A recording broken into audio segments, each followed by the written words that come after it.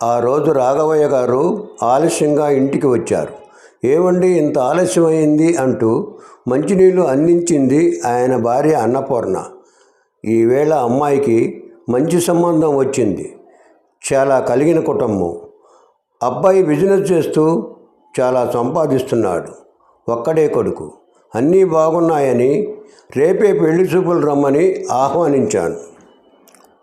ఇంత సడన్గా పెళ్లి చూపులంటే ఎలా? అన్నీ చూసుకోవాలి అన్నది అన్నపూర్ణ.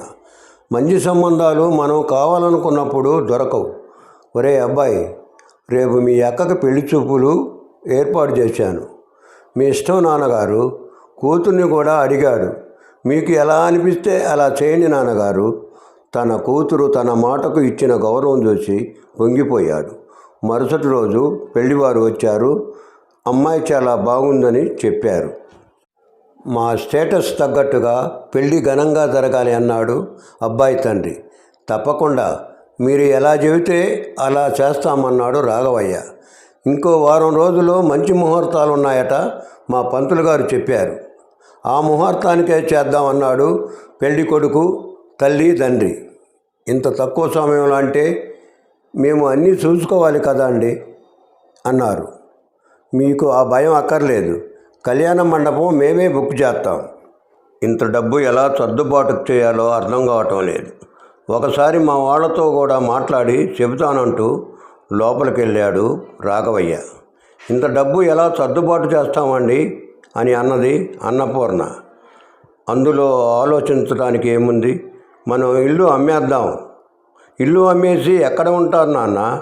ఈ సంబంధం వద్దని చెప్పేయండి అని చెప్పింది కూతురు.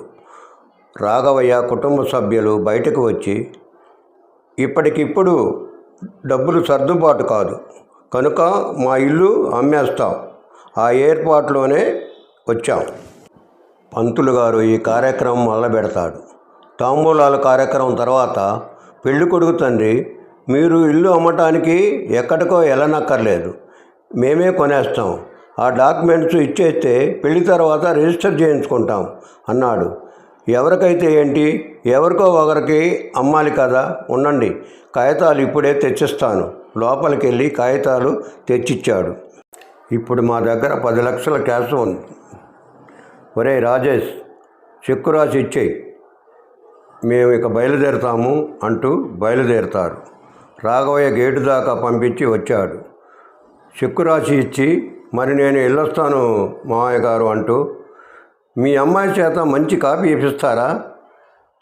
మా ఇల్లు అమ్మించేశారు, మీకు కారం కాపీ ఇస్తా, తిక్క కుదురుతుంది అంటూ లోపలికి వెళ్ళి పంచదారకు బదులుగా కారం కలిపి నా కాపీ తయారు చేస్తుంది.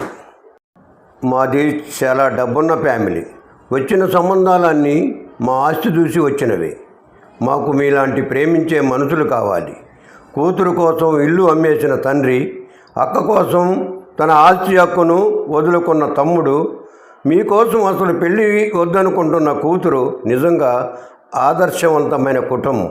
ఇలాంటి కుటుంబం మాకు కావాలి. ఇంతలో కాపీ వచ్చింది. అది అక్కడ పెట్టి ఇంకో మంచి కాపీ పట్టుకురామ్మా అన్నాడు రాజేష్. నువ్వు చేసిన పని నాకు తెలుసులే, మళ్ళీ ఇంకొకటి ఎందుకు? ఇదే తాగేస్తానంటూ నోట్లో పోసుకున్నాడు.